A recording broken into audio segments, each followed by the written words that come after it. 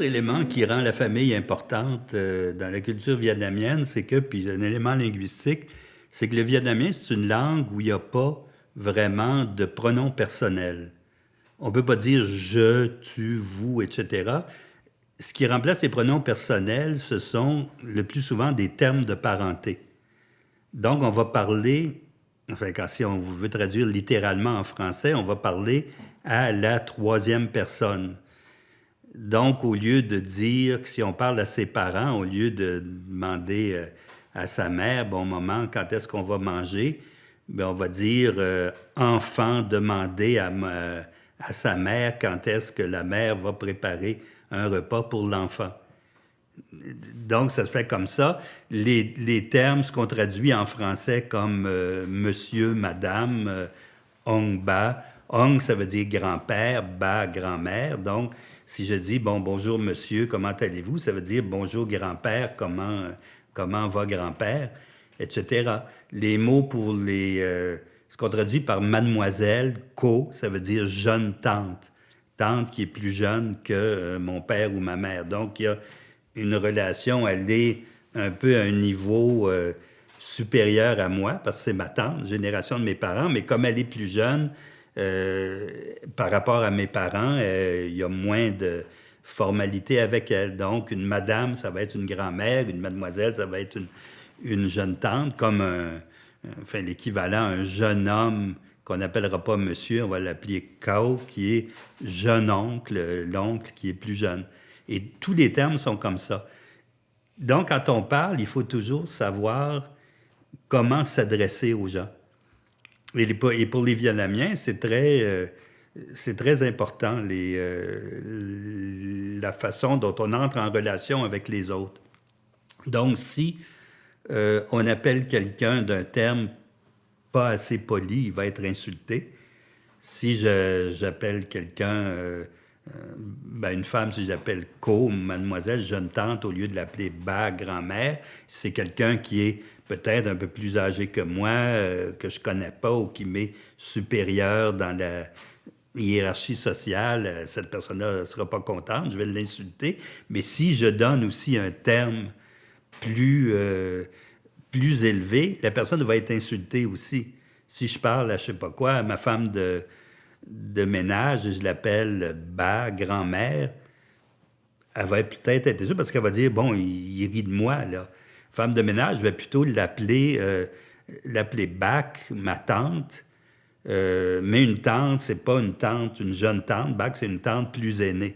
Donc, c'est un terme, je l'appelle pas grand-mère, qui est le summum, le haut de la hiérarchie, mais je vais l'appeler tante aînée. Donc, ça veut dire que je la respecte, je suis poli envers elle, mais pas au même niveau, pas au même niveau qu'une personne qu'en français, on appellerait madame. Et tout ça, les Vietnamiens fonctionnent très bien avec ça, évidemment, mais ça peut poser problème. Par exemple, Zong, ma femme, à un moment donné, il s'est trouvé qu'un de ses oncles, en fait, c'est le cousin germain de son père, qu'elle appelle, il est je pense un peu, en tout cas, elle l'appelle oncle, je sais pas, oncle plus jeune, on l'appelle oncle. À un moment donné, il s'est trouvé, et en deuxième mariage, il a épousé une cousine de Zoom aussi, de ma femme, mais une cousine du côté de sa mère à elle. Donc, cette cousine-là, elle l'appelait Chi. Chi, ça veut dire sœur aînée. Parce que là, on n'appellera jamais les gens petits frères, petites sœurs, sauf si c'est des enfants. Elle va l'appeler sœur. Mais sœur aînée, c'est un terme on va appeler ses amis frères ou sœurs aînés. Donc, des gens de même génération, même niveau, avec qui on est familier, on les appelle comme s'ils étaient des frères et sœurs. Mes frères et sœurs aînés, mais quand eux vont s'adresser à nous, ils vont nous appeler aussi comme frères ou sœurs aînés. Là, elle a sa cousine qu'elle appelait sœur aînée, qui épouse son oncle, qu'elle appelle oncle, qui est à un niveau hiérarchique plus haut dans la généalogie. Et pendant longtemps, elle n'osait plus appeler, et ils habitent à Montréal, elle n'osait plus lui téléphoner parce qu'elle dit, je ne sais pas comment je dois l'appeler. Est-ce que je l'appelais toujours ma cousine, sœur aînée, mais là, je devrais l'appeler tante parce qu'elle a épousé mon oncle, donc elle monte dans la hiérarchie, mais ça me gêne, je sais pas. Et jusqu'au moment où je pense que c'est la cousine qui l'a appelé ou qui lui a écrit en lui disant, écoute, tu sais, t'es ma cousine, on est cousine, appelle-moi toujours cousine, on changera pas. Donc là, ça réglait la situation.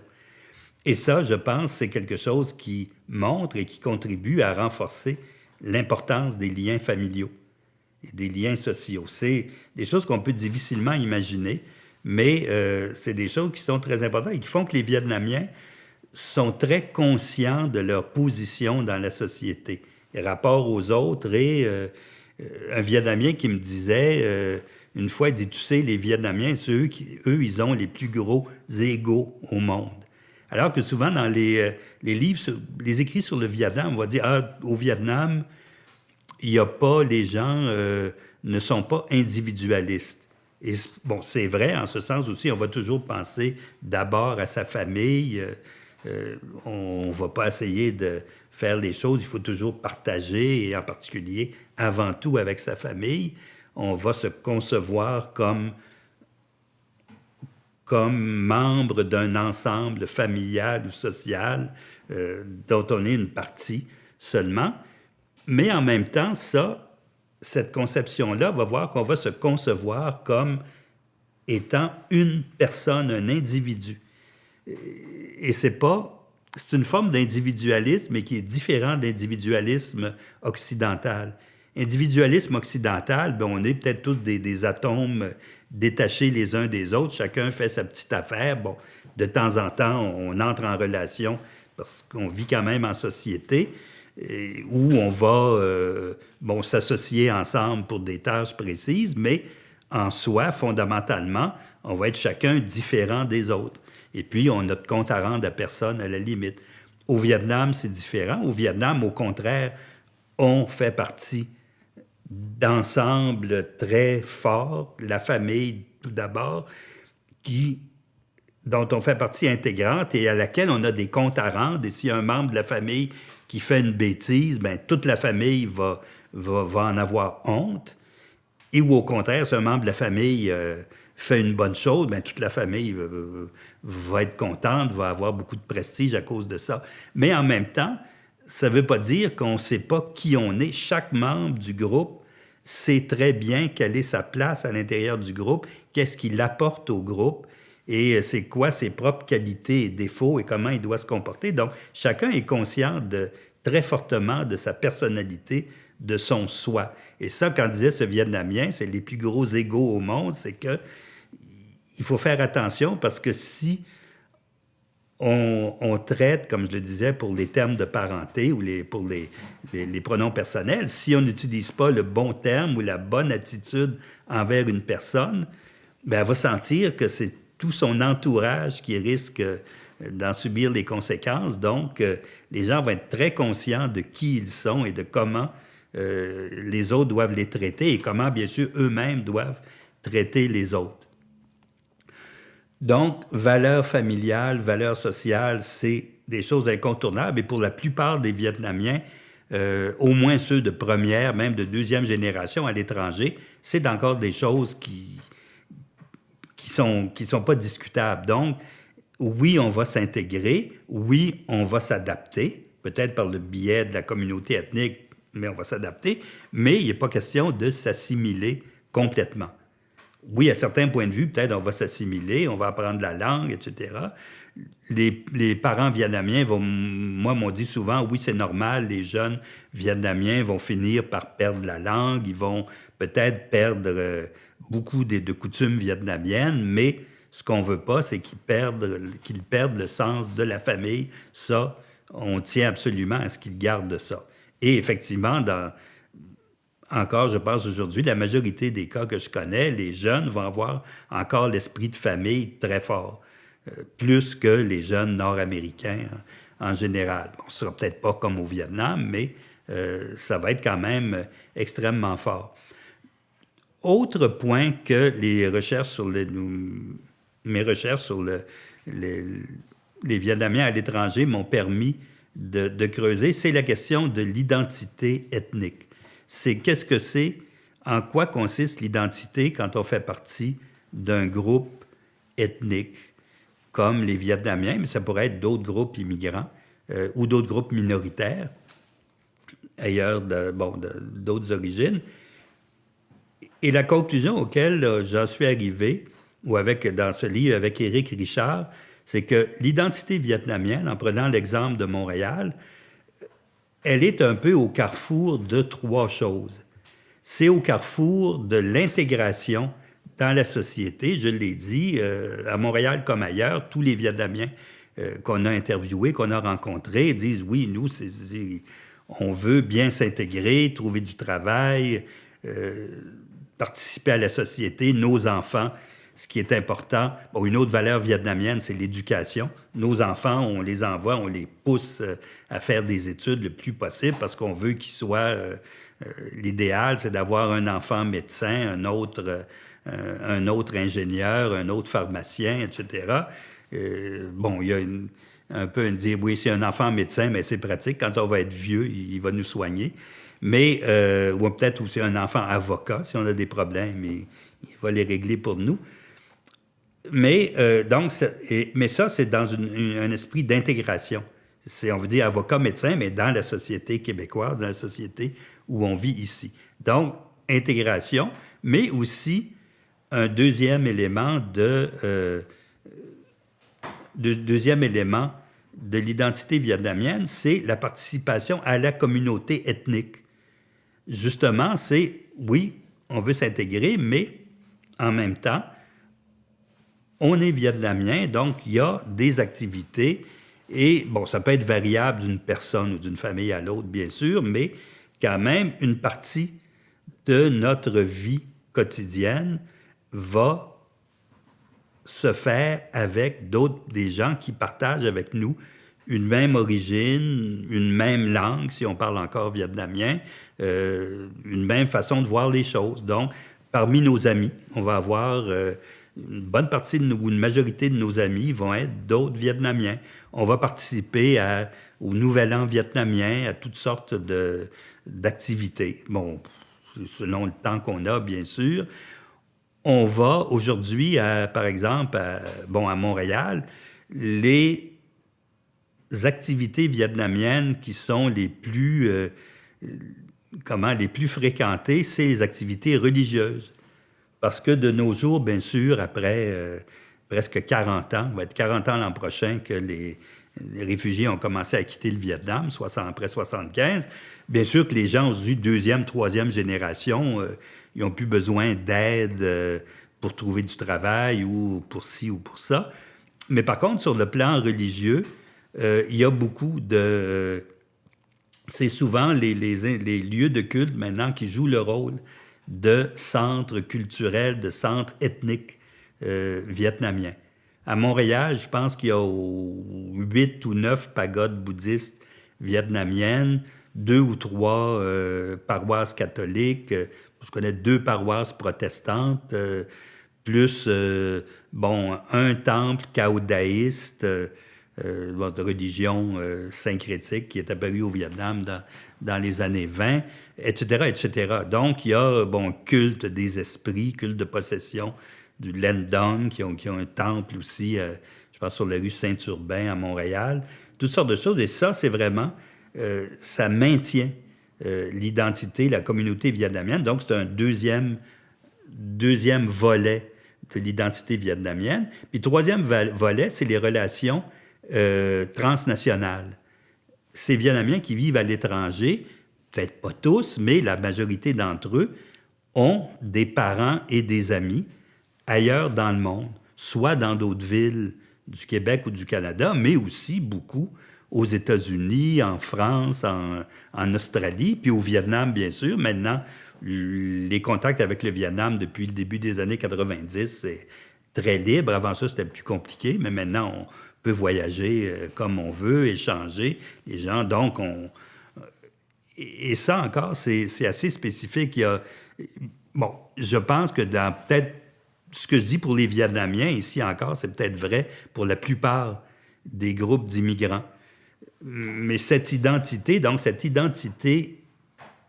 immigrée, qu'on pourrait dire, qui est peut-être justement au carrefour de l'intégration dans la société hôte, dans la société d'accueil, la participation à une communauté culturelle ou communauté ethno-culturelle, celle de notre origine, qui s'est reconstituée, qui s'est construite dans les pays d'accueil, et puis la participation à des réseaux transnationaux où on a accès à toutes sortes d'informations, de biens, de consommation, tout ça, d'un peu partout dans le monde, qui viennent par le biais de nos réseaux familiaux et amicaux.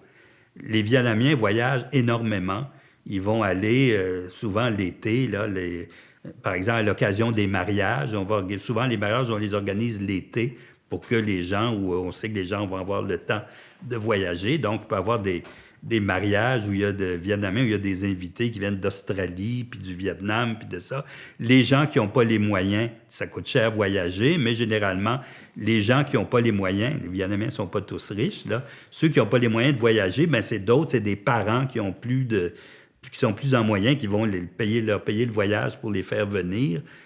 Donc, tout ça ça donne une identité qui est quand même différente de celle, je pense, de la majorité des Québécois ou des Canadiens ou des Français autochtones qui, nés dans le pays, qui, eux, leur communauté culturelle et leur communauté d'intégration, c'est la même. Puis leurs réseaux transnationaux, c'est peut-être quelques amis à l'étranger ou un oncle qui a immigré, je ne sais pas où, mais ça reste limité. Et dans ce sens-là, les Vietnamiens forment une société transnationale, mais qui reste à un niveau transnationalisme ou transnationalité, mais à un niveau familial, surtout, de rapport individuel. C'est pas comme... Et ça, il y a beaucoup d'études depuis une vingtaine d'années sur le transnationalisme. C'est pas comme d'autres sociétés où il y a les Chinois, par exemple, la diaspora chinoise, où souvent c'est des hommes d'affaires, des gens d'affaires qui font des affaires un peu partout dans le monde, qui échangent des biens ou de l'argent avec leurs cousins de Hong Kong. Puis les Vietnamiens, c'est pas vrai, pas, sauf exception, là, c'est pas à ce niveau de transnationalisme économique, c'est un transnationalisme familial, surtout, qui est important pour les Vietnamiens. Donc, c'est ça, cette identité. On parle parfois, ça c'est des réflexions que j'ai eues dans les années plus récentes, on parle souvent en sciences sociales de diaspora. On va dire la diaspora vietnamienne, etc. Et diaspora, souvent on voit ça comme n'importe quelle communauté ou n'importe quel groupe émigré, qui se retrouve dans plusieurs pays. On dit qu'ils forment une diaspora. Mais moi, ma réflexion là-dessus, puis bien sûr, je ne suis pas le seul, je m'inspire d'idées comme celle de...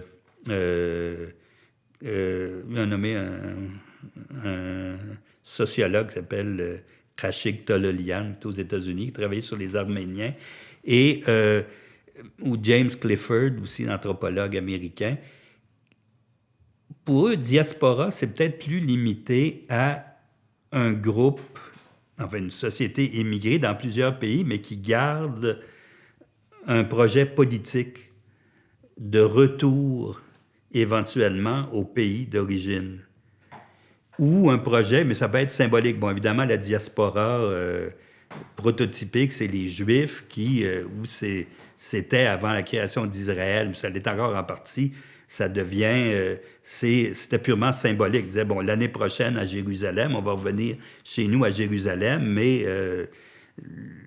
enfin, on disait en blague chez les Juifs européens, je pense avant la guerre, l'année prochaine à Jérusalem, mais le plus tard possible, j'espère, puisque les gens, bon, évidemment, avant les nazis, souvent gagnaient bien leur vie, étaient bien installés en Allemagne ou en France ou ailleurs, donc tourner à Jérusalem, ça restait quelque chose du domaine du symbolique. Mais pour moi, diaspora, une vraie diaspora, c'est ce qu'on appelle une diaspora proprement parlée, c'est ça, des gens qui ont un projet politique de retour. Chez les Vietnamiens, c'est généralement pas le cas.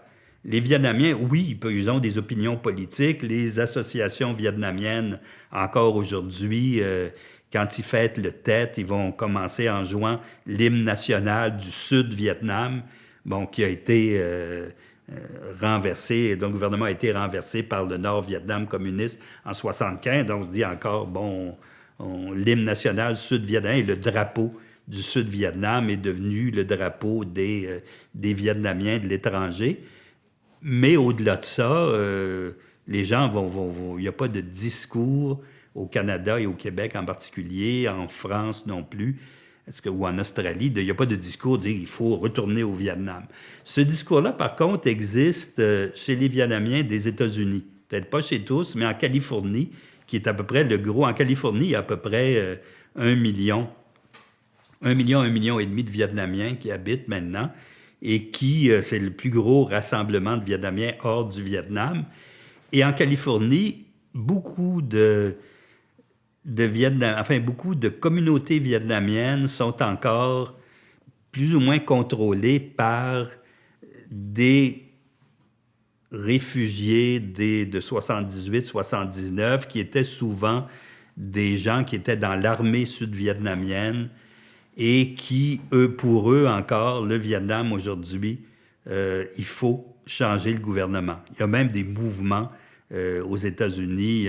Il y a toutes sortes de choses, des gens qui sont allés, qu'on a envoyés au Vietnam pour essayer de renverser le gouvernement. Puis finalement, ça n'a pas marché, qui se sont retrouvés dans la jungle, toutes sortes de choses comme ça. Mais c'est encore très présent, ce discours où on va dire que la vraie culture vietnamienne, elle ne subsiste qu'à l'étranger parce que les communistes ont tout détruit et que il faut que, disons, le rôle des Vietnamiens de l'étranger, puis des États-Unis en particulier, c'est de préserver cette culture-là pour qu'un jour, le Vietnam se remodèle à l'image des Vietnamiens des États-Unis. C'est-à-dire adopte la démocratie à l'américaine, mais en gardant les valeurs vietnamiennes que préservent les Vietnamiens. Donc, c'est le rôle. Les Vietnamiens de l'étranger vont revenir pour ramener le Vietnam à ce qu'il devrait être, c'est-à-dire le vrai Vietnam, un Vietnam qui serait culturellement vietnamien, mais politiquement américain, enfin, basé sur le modèle américain. Et ça, c'est assez spécial. C'est pas tout le monde, bien sûr, aux États-Unis qui a ça, mais dans les communautés, en particulier, j'ai fait des recherches un peu de 2008 en particulier, au sud de Los Angeles, une région qu'on appelle Orange County, comté Orange, où il y a une ville Westminster, et qui est une ville où il y a pas une majorité, mais une grande partie, plusieurs milliers de Vietnamiens qui habitent. Le conseil municipal a souvent été composé en majorité de Vietnamiens et qui, eux, dans ces endroits-là, c'est encore ces gens-là, les anciens militaires, etc., qui contrôlent, il se passe toutes sortes de choses. Ils ont passé une loi à un moment donné en déclarant que Westminster était une zone non communiste, donc aucun communiste n'avait le droit de pénétrer dans la ville. Bon, je sais pas comment on devine, là, que les gens, à moins qu'ils disent « je suis communiste », mais ça. Et puis, il y a des cas, quand j'étais là en 2008, il y avait eu un type, un photographe qui avait exposé dans un magasin une photographe vietnamien, qui représentait un bain de pieds, une espèce de bassine où on se lavait les pieds, mais aux 3 couleurs du drapeau sud-vietnamien. Et il y a un journal qui a publié ça, et là, on a accusé le journal d'être communiste, parce que, pourquoi? On dit que c'est une insulte au gouvernement, ou une insulte au Vietnam, que de mettre les couleurs du Vietnam sur une bassine où on se lave les pieds. Et on a demandé au photographe, d'ailleurs, pourquoi vous avez fait ça. Mais il dit, écoutez, moi, il dit, c'est qu'aux États-Unis, il y a tellement de Vietnamiens de réfugiés qui ont gagné leur vie en devenant pédicure ou en faisant les ongles, tout ça. Donc, c'est un hommage que je veux leur rendre. Comme ça, bon, lui voyait ça comme ça, mais les autres disent non, ça va pas. Là, ça, c'est une insulte au Vietnam soi-disant démocratique. Et donc, vous êtes un communiste. Donc, le journal qui a publié ça, qui est un quotidien vietnamien. Je pense qu'il y a 3 quotidiens vietnamiens dans Orange County, une station de télévision, des postes de radio, etc., en vietnamien. Et donc, ce journal-là est communiste.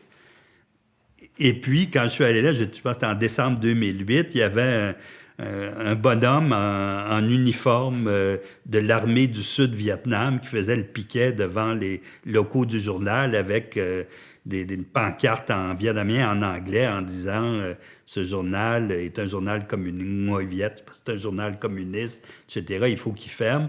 Bon, je suis retourné en 2011, puis là, j'ai demandé qu'est-ce qui s'est là. Il n'y avait plus de piquet.